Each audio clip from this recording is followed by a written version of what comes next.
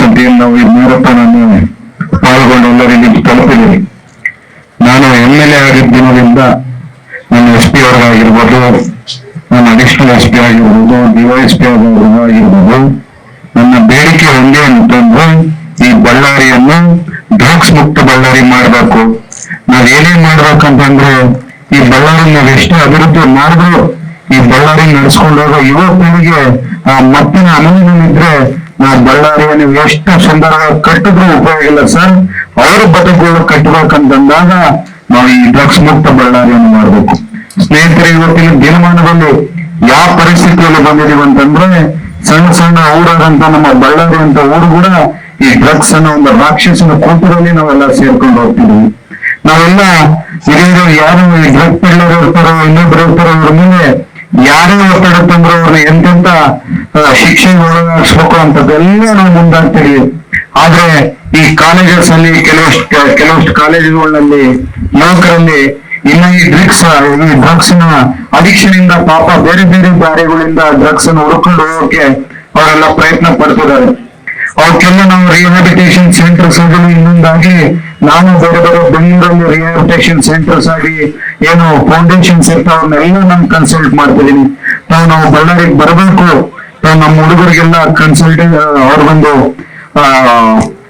ಒಳ್ಳೆ ರೀತಿಯಲ್ಲಿ ಮಾತನ್ನು ತಿಳಿಸ್ಕೊಟ್ರೆ ಅವ್ರು ಕೂಡ ಬದಲಾವಣೆ ದಾರಿಯಲ್ಲಿ ನಮ್ಗೂ ಹುಡುಗರು ಕೂಡ ಹೋಗ್ತಾರೆ. ನಾವೆಲ್ಲ ಬರ್ಬೇಕಂತ ಹೇಳಿ ಬಹಳಷ್ಟು ಟ್ರಸ್ಟ್ಗಳ ಕಡೆ ನಾನು ಮಾತಾಡಿದ್ದೀನಿ. ಅವರು ಬಳ್ಳಾರಿಗೆ ಬೇಗನೆ ಬರ್ತಾರೆ.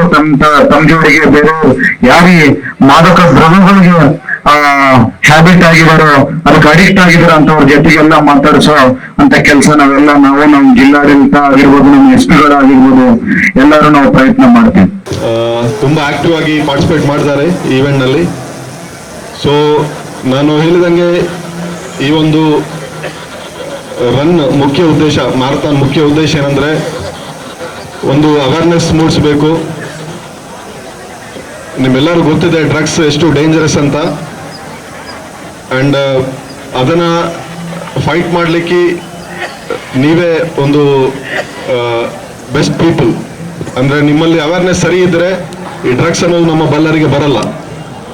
ನಾವು ಇವಾಗ ಎಲ್ಲ ಕಡೆ ನೋಡ್ತಾ ಇದ್ವಿ, ಈವನ್ ಸಿಟೀಸ್ ಮ್ಯಾಂಗ್ಳೂರ್ ಇಂಥ ಕಡೆ ಅಲ್ಲದೆ ನಮ್ಮ ಬಳ್ಳಾರಿಯಲ್ಲಿ ಕೂಡ ಕೇಸಸ್ ರಿಜಿಸ್ಟರ್ ಆಗ್ತಾ ಇದೆ. ಸೊ ನಾವು ಇತ್ತೀಚೆಗೆ ಒಂದು 1 month ಬ್ಯಾಕ್ ಒಂದು 5 ಸ್ಟೂಡೆಂಟ್ಸ್ ಕೂಡ ನಾವು NDPS ಕೇಸ್ನಲ್ಲಿ ಅರೆಸ್ಟ್ ಮಾಡಿದ್ವಿ. ಸೊ ಇದೊಂದು ಆತಂಕ ಸೃಷ್ಟಿಸುವಂಥ ವಿಷಯ.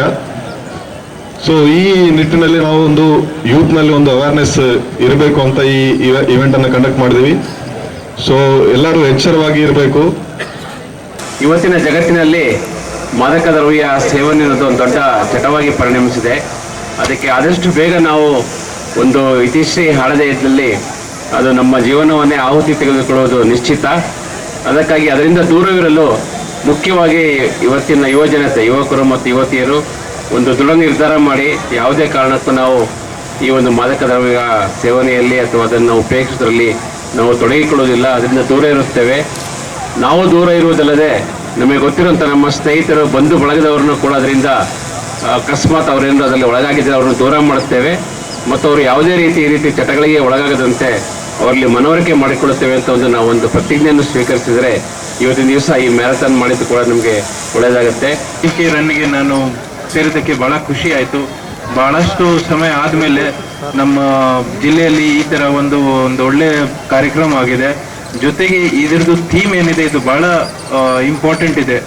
ಸೇ ನೋ ಟು ಡ್ರಗ್ಸ್. ಮತ್ತು ಈ ಡ್ರಗ್ಸನ್ನು ನಾವು ಯಾವುದೂ ಕಾರಣಕ್ಕೂ ನಮ್ಮ ಲೈಫಲ್ಲಿ ಯೂಸ್ ಮಾಡಬಾರ್ದು. ತಾವೆಲ್ಲರೂ ಇವಾಗ ಟೀನೇಜ್ ಏಜಲ್ಲಿ ಈಗಾಗಲೇ SP ಅವರು ಹೇಳಿದ್ದಾರೆ, ಯು ಆಲ್ ಆರ್ ಯಂಗ್ ಏಜಲ್ಲೇ ಜಾಸ್ತಿ ಈ ಒಂದು ಡ್ರಗ್ಸ್ ಪದ್ಧತಿ ಏನಿದೆ ಅದಕ್ಕೆ ಒಳಗಡೆ ನಾವು ಹೋಗ್ತೀವಿ. ಯಾವುದು ಕಾರಣಕ್ಕೂ ತಾವು ಮತ್ತು ತಮ್ಮ ಫ್ರೆಂಡ್ ಸರ್ಕಲಲ್ಲಿ ಇರ್ತಕ್ಕಂಥ ಎಲ್ಲರನ್ನ ತಾವು ಹೇಳಬೇಕು, ಯಾವುದು ಕಾರಣಕ್ಕೂ we should not get into this drugs ಮೆನಸ್.